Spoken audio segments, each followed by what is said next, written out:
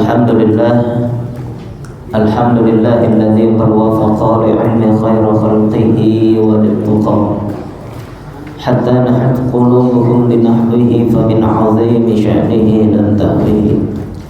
Ashhadu an la ilaha illallah wahdahu la syarika lah wa ashhadu anna Muhammadan 'abduhu wa rasuluhu wa safiyyuhu wa khaliluhu alladzi la nabiyya wa la rasula ba'dahu. Allahumma salli wa sallim wa barik ala hadha nabiyil karim nabiyina wa syafi'ina wa maulana Muhammadin sallallahu alaihi wasallam wa ala alihi tahirin wa tayyibin wa ashabu hurril mayamin wa man tabi'ahum bi ihsanin ila yaumiddin, amma ba'du. Faqul rabbi zidna ilma wa rzuqna fahma. Allahumma aftah lana hikmataka wanshur alaina rahmataka min khazaini rahmatika ya arhamar rahimin. Subhanaka la ilma lana illa ma 'allamtana innaka antal alimul hakim.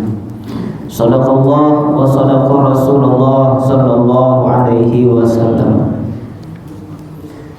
Segala pujian dan puji marilah kita panjatkan kehadirat Allah Subhanahu wa taala. Alhamdulillah summa alhamdulillah. Allah Subhanahu wa taala masih memberikan kepada kita berbagai macam nikmat pada pagi hari ini. Nikmat iman, nikmat Islam, dan tentunya nikmat sehat. Alhamdulillah pada pagi hari ini kita bisa berkumpul di majelis ilmu yang semoga Allah Subhanahu wa taala berkahi. Salawat beserta salam tak lupa kita limpah curahkan kepada uswah hasanah kita, teladan hidup kita, idola kita semua, yakni baginda Nabi Muhammad sallallahu alaihi wasallam, kepada keluarganya, sahabatnya, tabi'in, atba'ut tabi'in, dan kita selaku umatnya yang terus berusaha untuk senantiasa mendakwahkan, mensyiarkan, mempelajari serta mengamalkan risalah yang dibawa olehnya, dan semoga ini menjadi asbab kita mendapatkan syafaatul uzma darinya. Allahumma amin. Para santri yang dirahmati Allah Subhanahu wa taala, pada pembahasan yang lalu di dalam beberapa hadis bahwa siapapun yang senantiasa membantu saudaranya yang seiman, membantu kesulitan saudaranya yang beriman, maka Allah Subhanahu wa taala akan berikan kemudahan baginya, ya, min qurbi yaumil qiyamati, nanti ketika di hari kiamat. Bahkan siapapun yang senantiasa menjaga aib-aib saudaranya yang beriman, satarallahu fid dunya wal akhirah, maka Allah Subhanahu wa taala akan tutup aib-aibnya nanti ketika di dunia ataupun di akhirat. Kemudian dalam satu hadis juga disebutkan, sesiapa yang kemudian menunjukkan, memberikan contoh kepada suatu hal yang baik, kemudian amal baik tersebut ditiru oleh banyak orang, ya, ataupun hanya satu orang kemudian meniru kebaikan tersebut, maka baginya falahu mislu ajri fa'ilihi, pahalanya seperti orang yang melakukan kebaikan tersebut. Ya, ini luar biasa. Jadi amal jariah, ya. Nah, kita akan lanjutkan ke satu hadis lagi di dalam babul birri wal wasilah. Bismillahirrahmanirrahim. Wa an ibni Umar radhiyallahu anhuma anin nabiy sallallahu alaihi wasallam qala min ista'adakum billah fa'idhuhu wa man sa'alakum billahi fa'atuhu wa man ata ilaikum ma'rufan fa'akifuhu fa in lam tajidu fad'u lahu. Min ista'adakum billah, siapa atau dari siapa yang senantiasa meminta pertolongan kepada kalian dengan menyebut nama Allah, fa'idhuhu, maka lindungilah dia. Ya. Orang yang meminta perlindungan maka wajib untuk kita lindungi. Ya. Orang yang meminta perlindungan, misalnya ya, ada orang yang hendak ingin mencelakakan dia, dikejar, ya, mau dibunuh misalnya. Nah, kemudian apa? Kemudian orang tersebut minta perlindungan, tolong saya mau dibunuh sama orang. Ya, maka apa yang harus kita lakukan? Tolong lindungi dia. Apalagi nyawa orang yang beriman, apalagi ini berkaitan dengan keselamatan nyawa seseorang. Ya. Atau misalnya cara melindunginya gimana? Ada orang yang kesapik dijengkolok coba pik. Kenapa? Saya kesel sama si Fulan. Ya, bunuh aja sekalian. Ya, jengkolok pik. Kata Syafiq, wah ini ada nyawa yang harus saya lindungi. Daripada saya golok ini kasih kemudian menyebabkan huru hara, yang menyebabkan matinya seseorang, mending saya simpan sekalian, mending saya berbohong sekalian. Ya, agar apa? Agar tidak terjadi hal-hal yang tidak diinginkan. Nah, ini termasuk salah satu melindungi ya saudara dari bahaya.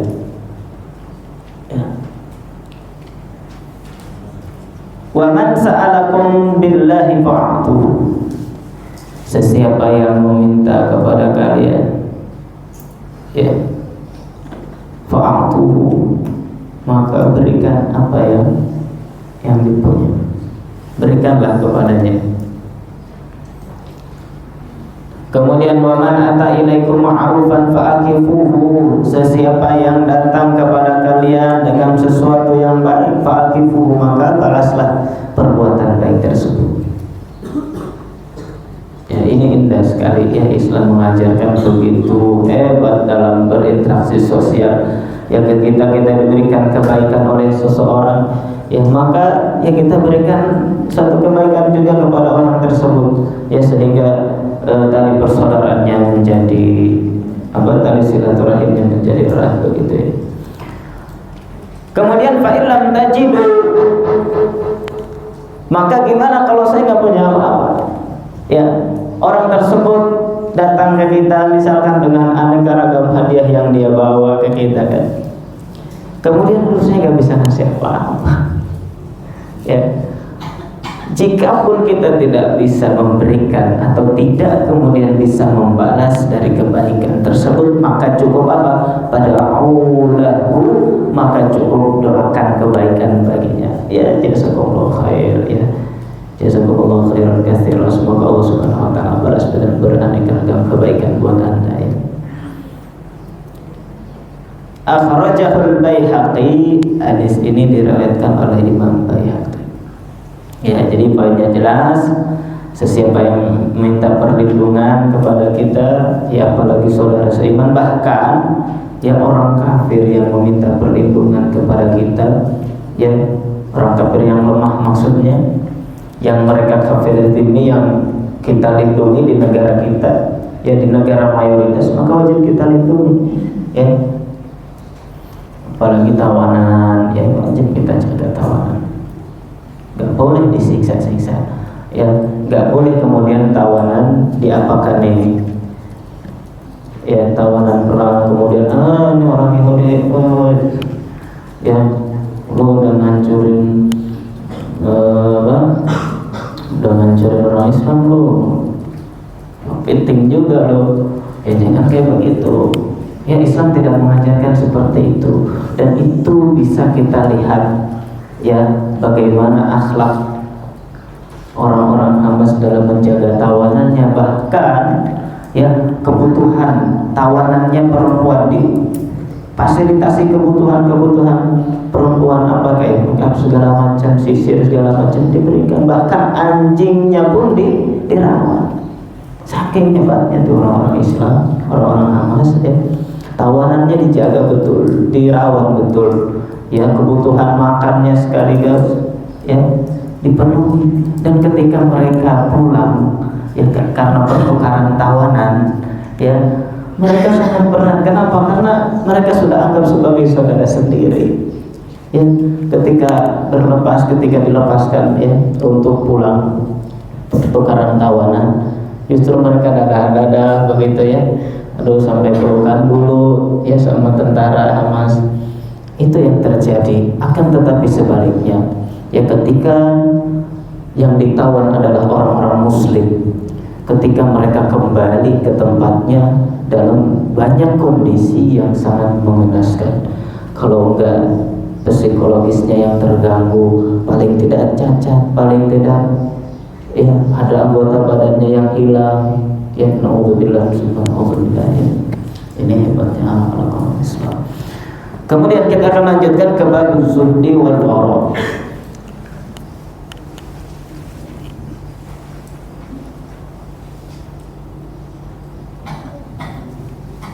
Bab zuhdi wal wara. Apa itu zuhud? Zuhud itu ay azullu qillatu raghabati fi syai'in aw anhu. Yaitu zuhud itu mengasingkan dari segala sesuatu ya. Atau secara istilah apa? Ba'dud dunya wal i'radu anha, yakni meninggalkan dunia wal i'radu anha dan berpaling darinya. Nah, ini zuhud. Zuhud tidak harus kemudian compang-camping ya. Oh, ini babnya bagus zuhud, berarti saya harus zuhud terhadap dunia. Akhirnya apa? Akhirnya dia nggak mau kerja, nggak mau nyari duit, ya bajunya robek-robek, celananya compang-camping, sendalnya nyekermen. Ya kenapa kamu kayak begitu? Saya zuhud terhadap dunia. Ya, aduh, ya zuhud yang dimaksud bukan seperti itu ya. Tapi zuhud di sini bagaimana dia bisa menaruh dunia itu hanya di tangan, tidak ada di dalam hatinya. Wah, ini boleh kita kaya, boleh silahkan, tapi jangan menjadikan kekayaan tersebut menjadi ada di dalam hatinya, cukup genggam di tangan, tidak sampai kemudian menjadi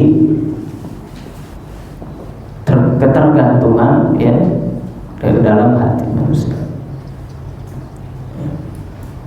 Maka kita bisa bandingkan zuhud yang sebetulnya adalah ketika kekayaannya, aneka ragam yang dia punya, dia berikan, dia menjadi fasilitas, menjadi sarana untuk semakin dekat kepada Allah Subhanahu wa Ta'ala. Itulah zuhud yang sebetulnya, ketimbang orang yang tidak punya apa-apa ya kemudian dia justru semakin jauh dari Allah Subhanahu wa Ta'ala. Itu bukan zuhud ya.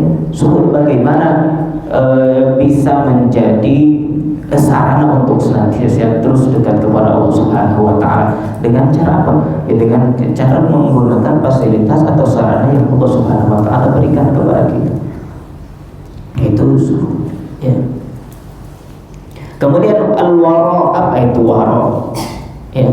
Al-wara'u tajnibu syubhat khawfal wuqu'i fi muharram. Ya. Al-wara adalah meninggalkan perkara syubhat. Karena apa? Khauf, karena takut jatuh terhadap perkara yang haram. Nah, itu wara ya.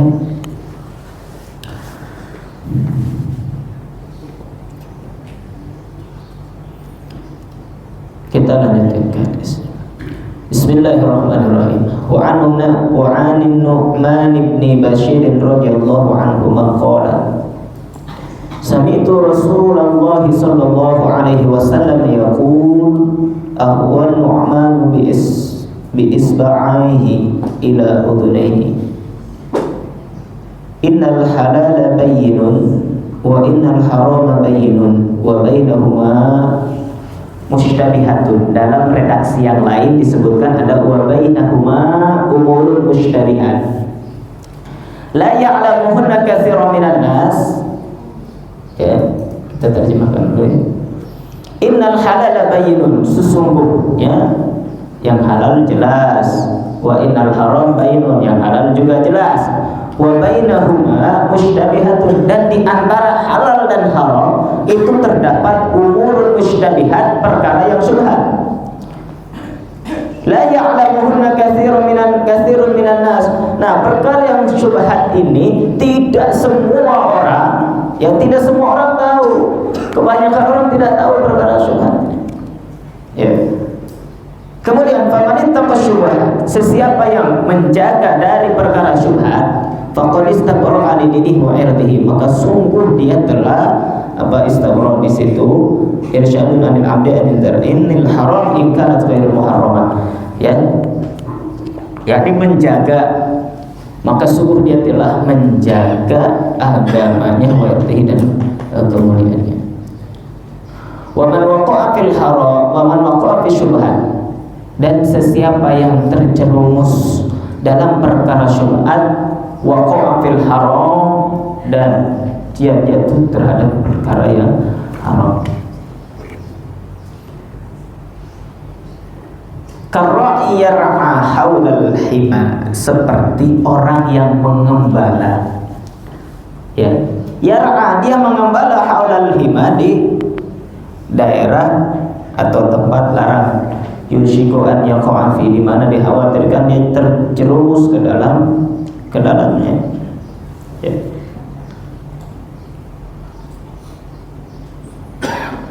Ala wa inna likulli malikin himan, ketahuilah bahwa sesungguhnya setiap penguasa, setiap raja memiliki daerah larangan. Ala wa inna himallahi maharimu, ketahuilah sesungguhnya ya larangan Allah Subhanahu wa taala, yaitu maharimuhu, perkara yang diharamkannya. Ala wa inna fil jasadi mudghatan, ketahuilah sesungguhnya di dalam jasad manusia terdapat mudghah. Mudghah itu segumpal daging. Idza salahat atau idza salahat, apabila segumpal daging tersebut baik, salahal jasadu kulluh, maka baik pula jasad dan seluruhnya. Wa idza fasadat, apabila rusak segumpal daging tersebut, fasadal jasadu kulluh, maka rusak juga jasad dan yang lainnya seluruhnya.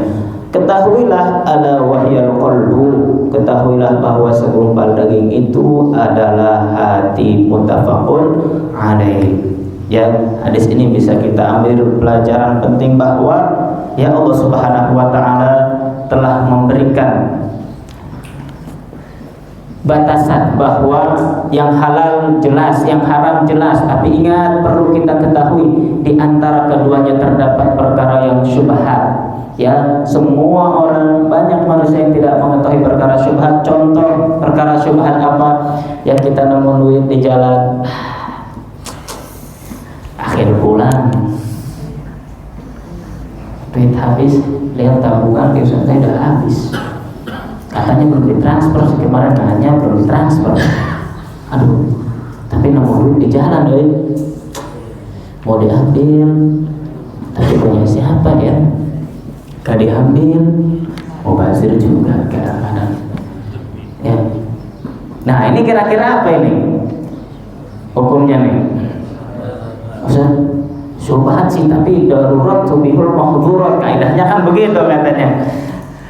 Ya, perkara darurat yang bisa dimampu begitu, karena kondisi darurat. Terus mana nih? Duh, ambil jangan. Hei, ada yang membisikkan perkara syubhat, la ya'lamuhunna katsirun minan nas. Ini halal, ini kan halal apa haram? Nah, ya, kondisinya seperti apa? Kalau seperti itu, ya berarti ketika kita ada ragu, ya ini halal apa haram ya kalau saya ambil, itulah perkara yang syubhat. Ya, perkara yang syubhat itu yang belum jelas halal haramnya, ya perkara syubhat. Ya lebih baik diapakan? Kalau antum yakin bisa bisa mengembalikan kepada pemiliknya, silahkan ambil daripada diambil oleh orang yang tidak bertanggung jawab. Ya. Kalau antum berani bertanggung jawab, silahkan ambil dan umumkan kira-kira ini punya siapa. Ya. Kalau antum tidak yakin, ya, kalau antum tidak yakin dengan saya malas kalau harus ngomongin, ada biarin aja, lebih baik ditinggalkan karena itu perkara syubhat. Tapi dulu saya gimana dong, kan udah ngambil gitu kan, nggak tahu gitu kalau ada hadis ini, kalau tidak tahu maka apa-apa ya kan. Sekarang kan sudah tahu, kalau belum tahu tidak dihukumi karena ketidaktahuannya, insya Allah dimaafkan karena ketidaktahuannya. Nah, ini yang paling penting ya, bahwa ala inna fil jasadi mudghah, bahwa di dalam diri manusia setiap kita ya pasti memiliki segumpal daging. Jika segumpal daging itu baik, ya, jika segumpal daging itu bersih, jika segumpal daging itu jernih, salhal jasadu kulluh, maka insyaallah seluruh jasadnya juga akan baik. Ya, wa idza fasadal jasadu kullu, apabila rusak segumpal daging itu maka rusak semuanya. Ya, kalau dalam hatinya terbersit atau bahkan dipenuhi oleh rasa dengki, ya rasa benci, ya, maka jasadnya pun akan banyak penyakit kali ya. Ya, orang yang banyak hasudnya, ya orang yang sudah terlanjur diliputi oleh benci dan lain sebagainya, ya maka jasadnya pun akan terlihat murung, kusam begitu ya, tidak ada kebaikannya. Untuk bisa bedakan nanti orang-orang yang orang-orang yang suka merongos untuk semua gitu, nggak ada senyum-senyumnya. Cek kondisi, cek hatinya itu kayak gimana. Ya jangan-jangan rusak hatinya. Ya. Nah, maka ala wahyal qalbu, ketahuilah ya yang segumpal daging itu adalah hati. Ya, hati menjadi barometer baiknya seseorang. Ya, innallaha la yanzuru ila ajsamikum, Allah Subhanahu wa taala tidak melihat zahirnya kalian, ya, wala ila suwarikum, dan Allah Subhanahu wa taala tidak melihat bentuk rupamu, mau tinggi, mau pendek, mau lekok, mau nong-nong, ya nggak perlu itu mah, ya itu urusan zahir akan, tetapi walakin Allah yanzuru ila qulubikum, Allah Subhanahu wa taala melihat hati kalian. Kalau hatinya bersih, insyaallah dia dalam keadaan baik. Yang kenapa? Idza salhal jasadu kullu. Ya, insyaallah kalau hatinya baik, hatinya ditata, hatinya terus diperbaiki, ya, maka insyaallah akan baik dia. Qalbu dikatakan qalbu karena inqalaba yanqalibu, karena dia berbolak-balik, kadang dia condong ke dalam kebaikan, kadang dia condong dalam keburukan.